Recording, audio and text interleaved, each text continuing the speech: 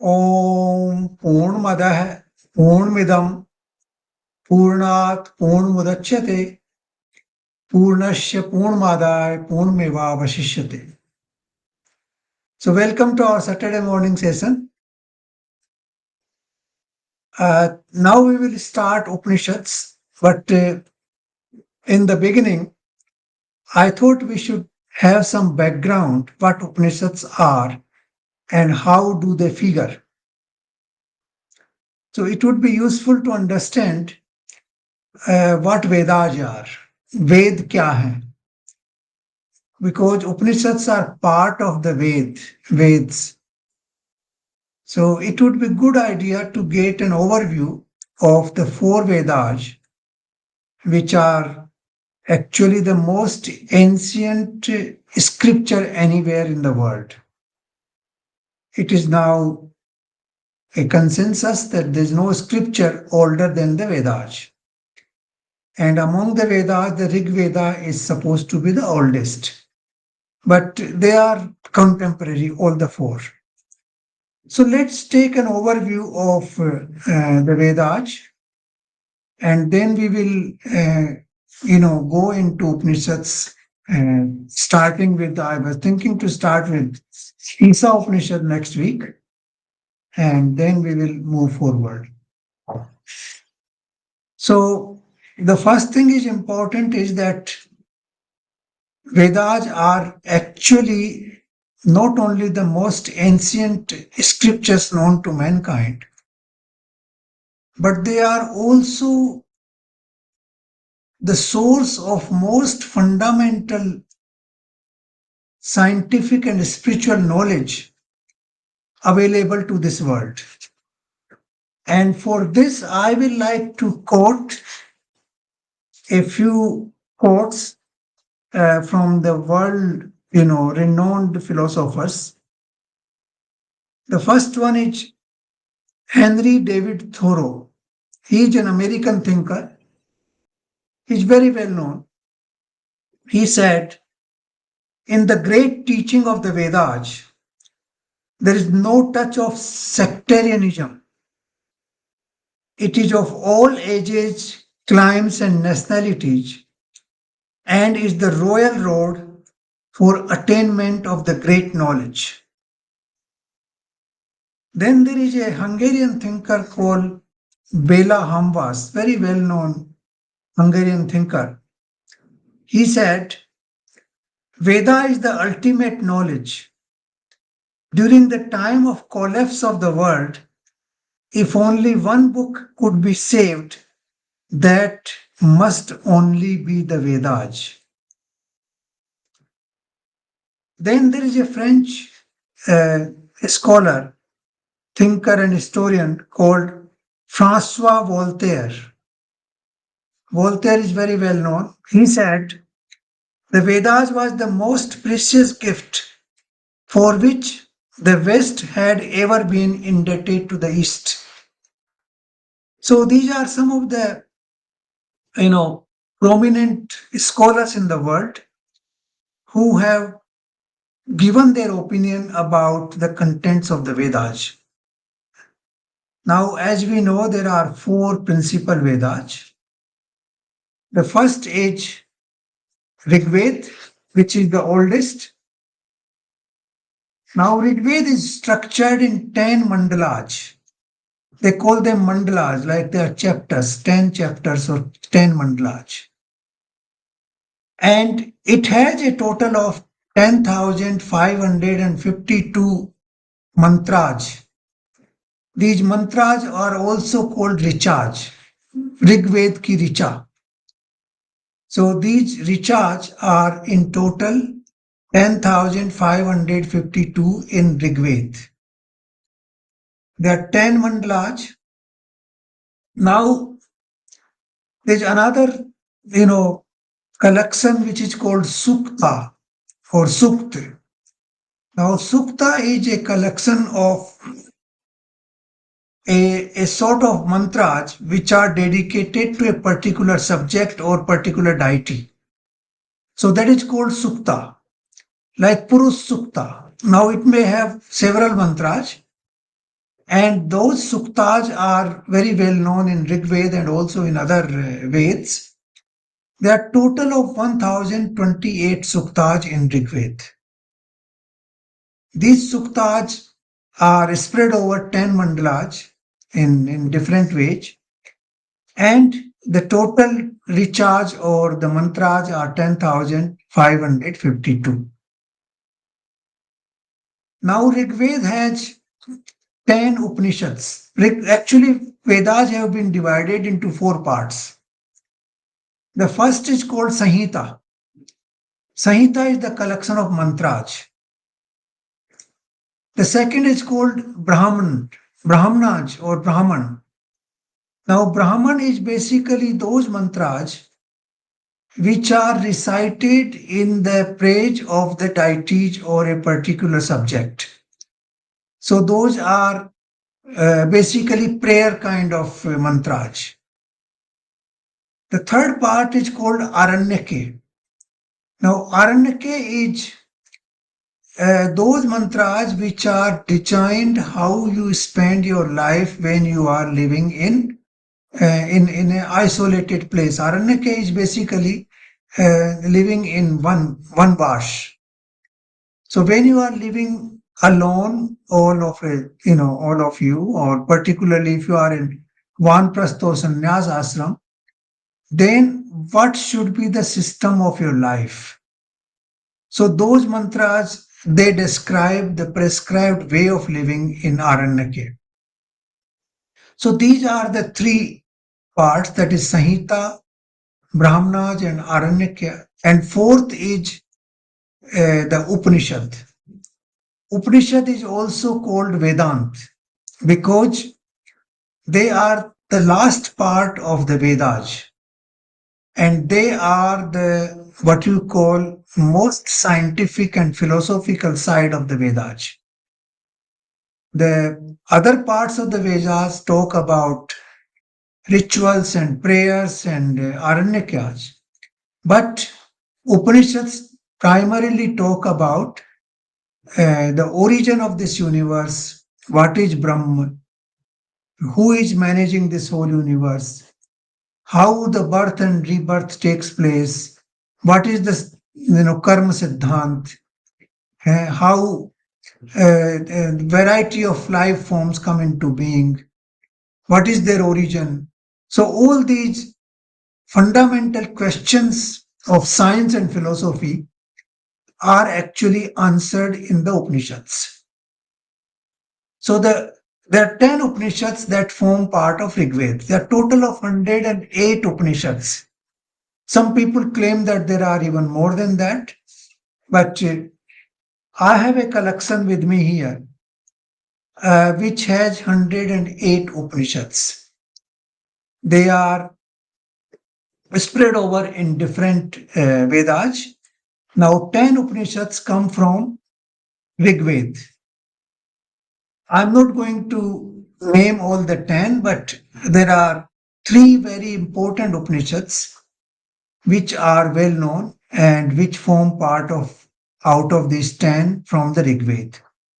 One is Atareya Upanishad, then Atma Bodh Upanishad, and Kositaki Upanishad.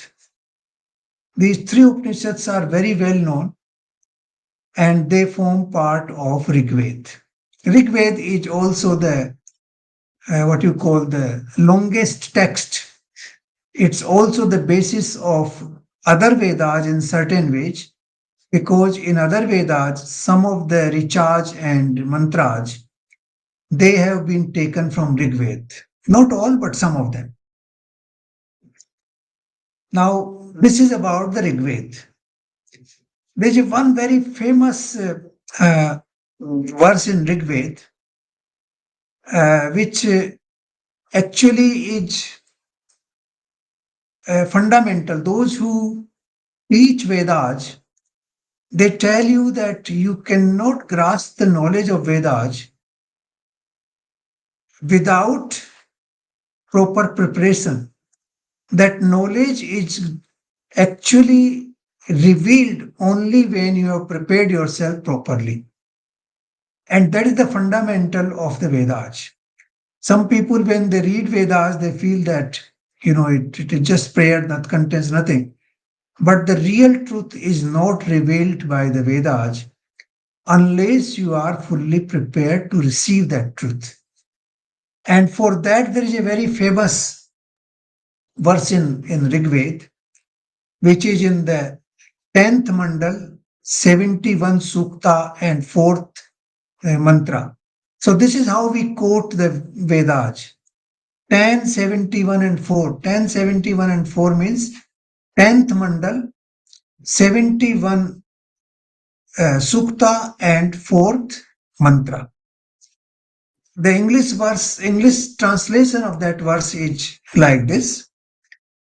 Some perceive the speech, but perceive it not. Some listen to it, but listen it not. For others, it reveals its secrets, just as a finely clothed, faithful wife displays her body to her husband. So, this is how the Vedas reveal themselves. If you are dedicated, if you are faithful, if you are fully prepared, then the Vedic knowledge will reveal its secrets to you. Otherwise, it will not happen. This is what is inscribed in Rig Veda itself. Now, let us have an overview of Yajur Veda, which is the second very well known Ved.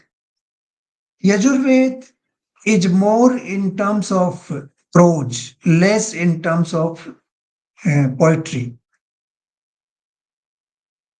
Rig Veda is practically 100% poetry. But in Yajurveda, the prose is more important and more spread than the mantras, the poetry.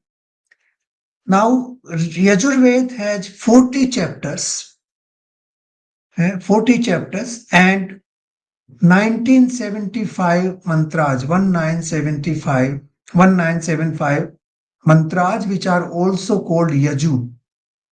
Yajurved mantras are also called Yaju. In Rigved, they are called Richaj. Now, Yajurved is primarily a ritual Ved.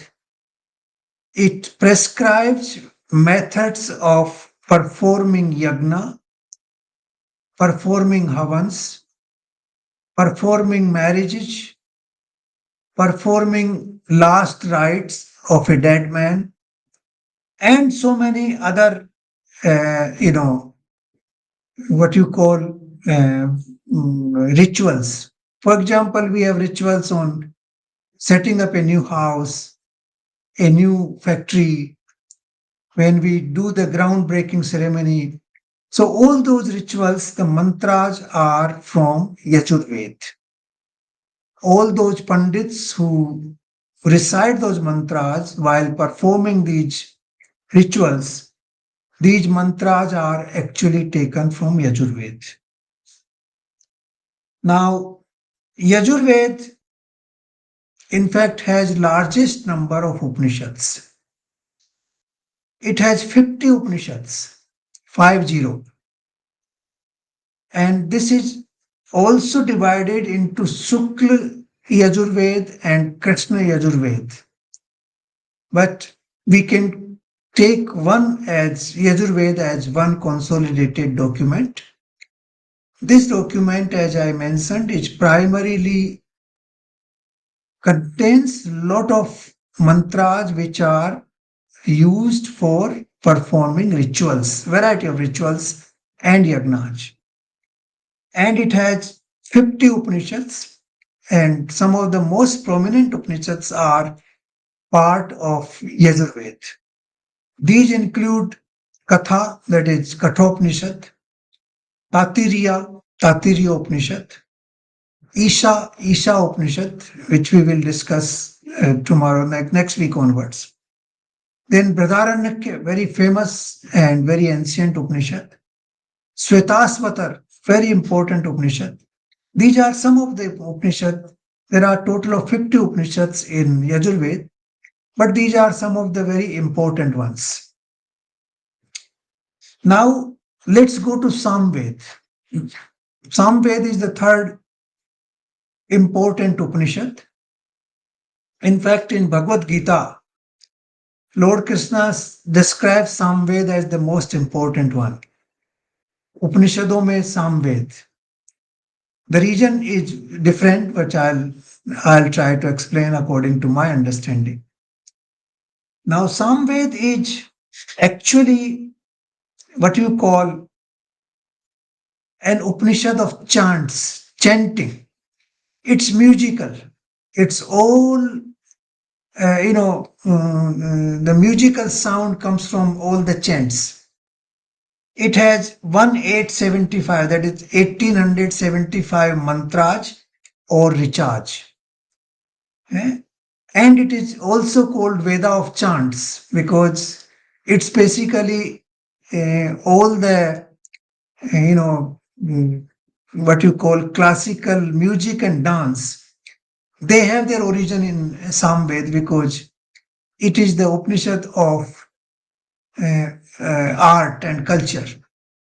So this provides, it's also called, there is Upved within Samved.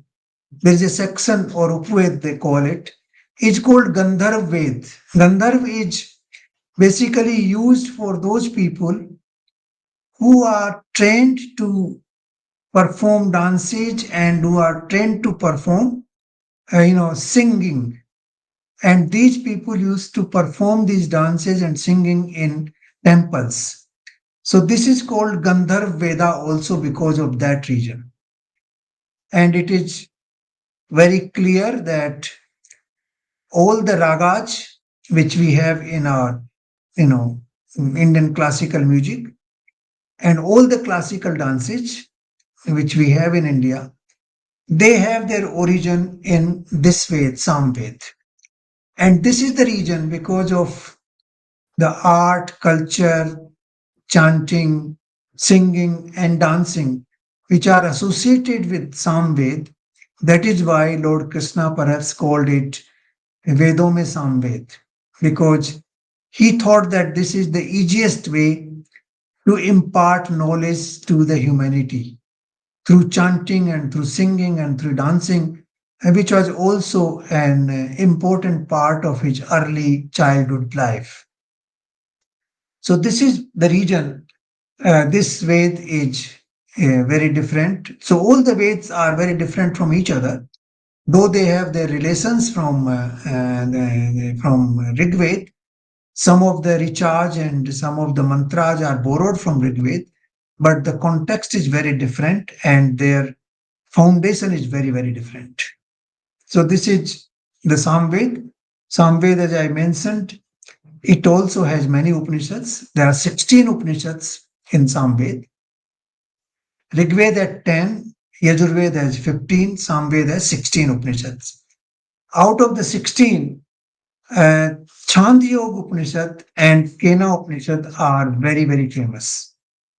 These two Upanishads, they form part of Samved and Chandogya. You must have heard about this Upanishad, very famous, like Pradaranakya. Chandogya Upanishad is also very famous Upanishad, very long Upanishad. And Kena is very foundational Upanishad, very, very profound Upanishad. So there are 16 Upanishads that form part of Samved. Now let's go to the next one, Atharvaved. Atharvaved is, some people say that all the Vedas originated together, but some believe that it was the latest one. But it doesn't matter, whatever their opinion may be. We'll talk about the origin of Vedas separately, but there's no sequence according to the Vedic literature. There's no sequence of the origin of Vedas because in many cases, like there's a name of Atharvaved in Rigved also. If the Rigved is mentioning Atharvaved, how can you say that the Rigved originated afterwards? That's not possible. So Atharvaved is the fourth important Ved. There are four Veds: Rig Ved, Yajurved, Samved, and Atharvaved. Now, Atharvaved is highly philosophical. This is, in fact, replacing some of the Upanishads in the Ved itself. It's highly philosophical Ved, and it has 20 Kand. Kand means, or Khand, there are 20 chapters basically. They call them Kandas, like in Ramayana, we have Valmiki Kand and we have, different Kands. So similarly here, there are 20 Kand and 731 Suktaj. There are large number of Suktaj in this Upanishad, in this faith. The total number of recharge or mantras are 5,977. So this is the second largest Ved after Rig Ved, which has almost more than 50% of the mantras and recharge, and has 731 suktas. So these are very, very, large collection. Now, Atharvaved covers many subjects. It's a very vast Upanishad. To begin with, it covers Ayurveda. The Ayurveda has its origin in Atharvaved. It talks about human health. It talks about how to manage your health and how to protect yourself. Then it talks about, philosophy, talks about physics, mathematics, astrology, military science. It talks about time, Kal Chakra. It talks about brahmacharya. It talks about environment, the Bhumi Sukta, the very famous Bhumi Sukta, which talks about how to preserve our Bhumi, how to preserve our, earth, is part of this Ved. So this Ved has many things embedded in one: mathematics, astrology, astronomy, physics, philosophy, spiritual prayers, health sciences, eh, and herbal medicines have also been mentioned there as part of health sciences, military science, how to maintain peace and tranquility. All that has been part of this Ved. Now, this Ved also has many Upanishads. There are 32 of them. 32 Upanishads form part of Atharvaved, and therefore this is a very and three very important Upanishads: Prashna Upanishad, Mandukya Upanishad, and Mundak Upanishad. These three are very, very famous Upanishads which form part of Atharvaved. So this is basically, in nutshell, the overall picture of the Vedas, what they contain and how they are structured. Now, to understand this slightly better, there are very famous suktas in Vedas, very, very famous suktas, which talk about the most fundamental sciences we know of. And I would like to quote very few of them. It's not possible to quote many of them because they are very detailed ones, and quoting them is not easy.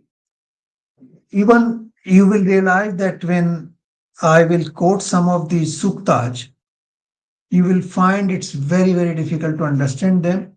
Some of the great writers of the world have tried to translate them in English. Partially they have succeeded, but partially not. As I mentioned, Rigved itself says that it does not reveal its secrets unless you are ready to receive them. So you listen to it, but not listen. You know, you try to understand, but not understand. That's how it happens. So there's one sukta called Nasidiya Sukta. It is from Rigved. More important suktas are from Rigved and some are from Atharvaved. Now, Nasidiya Sukta talks about, like the word in English, we have naissance. Naissance is birth. So the birth of the universe that is talked about in Nasidia Sukta, it has a total of, let me count as one, two, three, four, five, six, seven, seven verses. In fact, eight verses, because some of them uh, have been divided into two. So there are eight mantras in this sukta. And let me read the English version because I am not competent enough to read the Sanskrit version correctly. So I'll read out the English version, and it is based on the translation by A.L. Basam.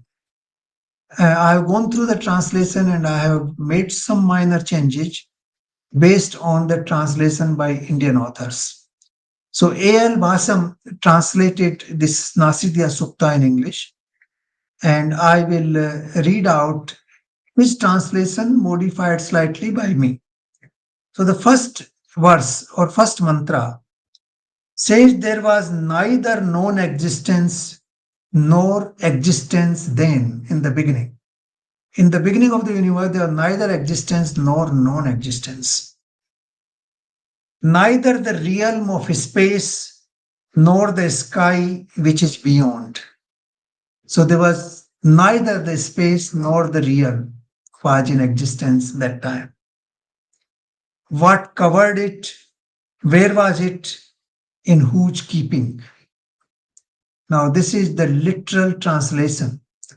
So it talks about existence and non existence. Nothing existed that time. There was no space in existence. There was no realm in existence. What was there? What was covering it? What was there in the beginning? This is the question which has been posed and then answered subsequently. The second mantra says, talks about there was neither death nor immortality then. Neither death nor immortality. No distinguishing sign of night nor of day. So there was no night, no day, no death, no birth. That one breathed, windless by its own impulse. Other than that, there was nothing beyond. So there was only one supreme force which was breathing windless without any wind. That force was breathing in and out only through the impulses. Beyond that, there was nothing. Now you can imagine the kind of deepest science this sukta is talking about. Then you can appreciate the depth of the Vedas. Then the third mantra. At first, there was only darkness, wrapped in darkness. All this was only unillumined cosmic water. That one which came to be enclosed in nothing arose at last, born of the power of heat. Now, this talks about how the first movement happened, how the first thing started in this nothingness. So, this is beyond comprehension, not easy to understand. Because these are suktas and these are also sutra. They only give you the hint. They don't give you the explanation of what it is. Because they believe that you should have the fundamental knowledge to understand these yourself. So, how the origin of the world took place, how it happened, is explained in Nasidia Sukta in some ways. Then the next sutra. In the beginning, desire descended on it, that one force which was breathing in and out without breath, without wind, only through the impulse. In the beginning, desire descended on it. That was the primal seed, that desire was the primal seed, born of the mind. The sages who search their hearts with wisdom know that which is kin to that which is not. Now, this is again a riddle that The desire arose, and the sages are trying to understand how it happened, but they don't know how it happened, how it came into being. So this, sukta continues further down. I don't want to go into the details of it further, but let me give you some example of two more suktas just to tell you how deep the Vedas are. Now, this is called Hiranyagarbh Sukta. This is also associated with the origin of the universe, Hiranyagarbh Sukta. This is also from the Rig Veda. And again, the translation of this sukta is from A.L. Basam. And this has 10, recharge or 10 mantras, which contain, actually, this is also by, there's another writer, H. Wilson. Uh, he also contributed to the translation of this sukta. So this is the joint effort of Wilson and Basham. They may not have done it jointly, but this is how it is projected. Now, let me read out one or two mantras of this sukta so that we get an idea of the depth of Vedic literature. The first mantra is: In the beginning was the divinity in his splendor, manifested as the sole Lord of land, skies, water, space, and that beneath, and he upheld the earth and the heavens. Let us offer worship with an oblation to the divine. So this is talking about that everything was that divine. There was nothing else. Everything was wrapped into that. Divinity in his splendor, contained. It was the Lord of land, skies, water, space. Everything was contained in him. And so let us pray and offer our obeisance to him. Now, second mantra: to him who is the giver of soul, the giver of strength, whose command all beings, even the gods, obey, whose shadow is immortality, whose shadow is death, let us offer worship with an oblation to the divine. Now, again, it is describing the power of the supreme force, Brahma, which has been called Brahma in the Upanishads and in the Vedas. So it is talking about the giver of the soul, giver of the strength, whose commands all the beings are commanded by him, even the goats, who is whose shadow is immortality and whose shadow is death. Both are encompassed into one. And let us pay, our respect to him. Let me read out one more mantra of this sukta. To him who, by his greatness, has verily become the sole king of the breathing and seeing world, who rules over this aggregate of two-footed and four-footed beings, let us offer worship with an oblation to the divine. So, this is in the praise of the divine who gave birth to this whole, or who appeared, or who expended himself in the form of this whole universe. So, this is how this sukta continues, and it is a very profound sukta which explains how the whole universe came into existence. So, if you want, we can discuss these suktas separately in one session, but these are very, very profound suktas. Now, there is one is what you call Bhumi Sukta, which is a very big sukta, and that is contained in Atharvaved. That sukta talks about all environmental issues. And let me see whether I have it here. I may not have it here. Let me check.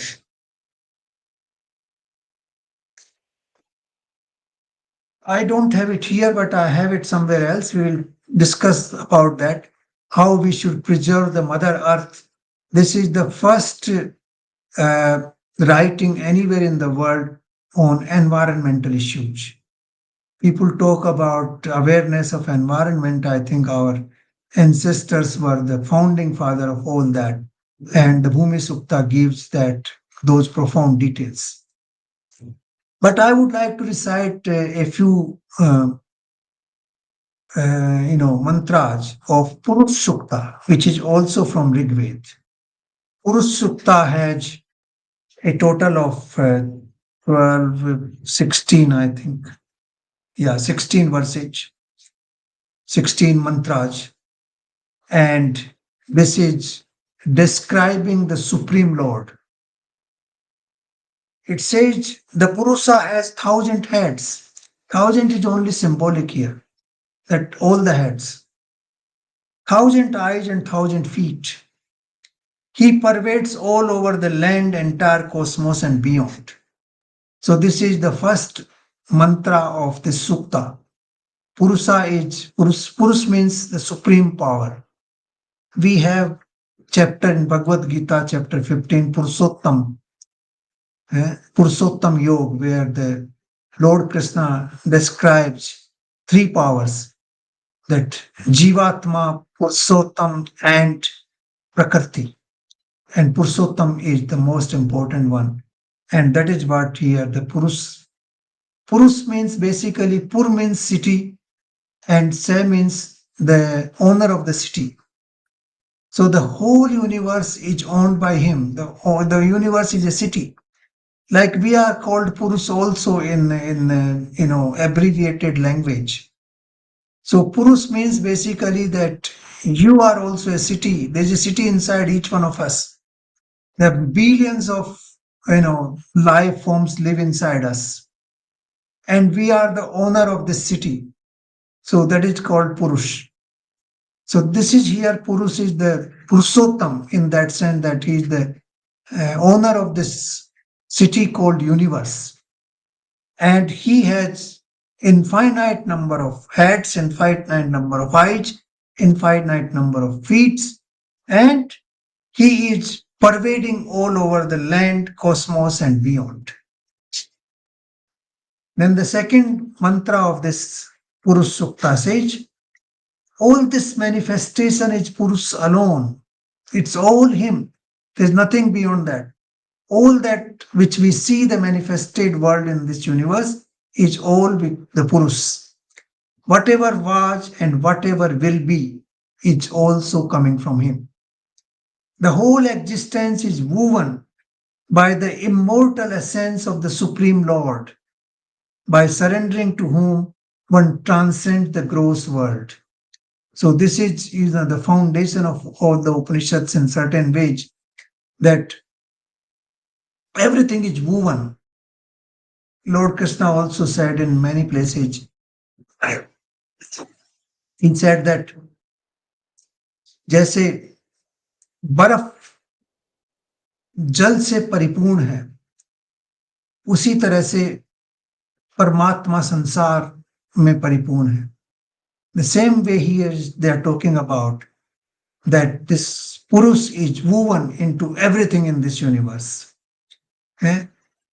This vast and great cosmos is his manifestation. Yet greater still is the Purusha than all the greatness of this cosmos. Even compared to this universe or the cosmos, greater is the Purusha. He is greater than that. His one quarter has become all these manifested material world. This is what this sukta says. One quarter of the Supreme Lord has been manifested in this universe. And its three quarters constitute the immortal world of transcendence. And three-fourths of it is unknown. It is transcendence. It is not known to us. The so-called black holes, The science talks about black holes these days. So this is what this sukta begins like this. So these are some of the great writings of the Vedas. And I thought before we go into Upanishad, what Upanishads are, we should know about these writings a little bit. And if you want, I think we can go into slightly more details of the Vedic writings in the next session before we address the Upanishad. Because the Upanishad follow the structure of the Vedas, the foundational base of the Upanishad is in the Vedas, and from there it expands into a philosophical thought. It gives greater details about the universe and its existence, about its origin, about its cycles. But the fundamentals actually are enshrined in the Vedas, from where the Upanishad borrows and then expand it further. So let us just to summarize the four Vedas: the Rig Veda, the Yajur Veda, the Sam Veda, and the Atharva Veda. The Rig Veda has 10 Upanishads. The Yajur Veda has 50 Upanishads, maximum number of them. Sam Veda has 16 Upanishads, and Atharva Veda has 32 Upanishads. Now, Sam Veda is the Veda of chants. It talks about dances, it talks about music, it talks about art and culture. Atharvaved is a multi, faceted Ved, which talks about Ayurveda, it talks about physics, it talks about mathematics, it talks about astrology, astronomy, it talks about war and peace, it talks about many other issues. And Yajurved is more mainly a Ved of rituals. It talks about variety of rituals and how those rituals should be performed. Each rituals, mantras have been given in those, yajuj of the Yajurved. So this is how the basic structure is, and the foundation of the Upanishad is laid down in the Vedas, but the Upanishads are the last part of the Vedas. That is why it's called Vedant. That the end of knowledge it can be interpreted in two ways: that the culmination of knowledge and also the last part of the Vedas. Both ways it is correct, and in fact we should interpret it in both ways. That they are the last part of the Vedas and also the culmination of the knowledge. But the foundation of that knowledge starts from the Vedas. So this is how I think we should look at it. We got an idea of some suktas, the Nasidiya Sukta, the Purush Sukta, and and the Bhumi Sukta. If you want, we can go into greater detail of these suktas, but these suktas are the foundational knowledge which is further expanded in the Upanishads. So I would conclude here today, and then if you have any query, I'll try to respond to that. Thank you.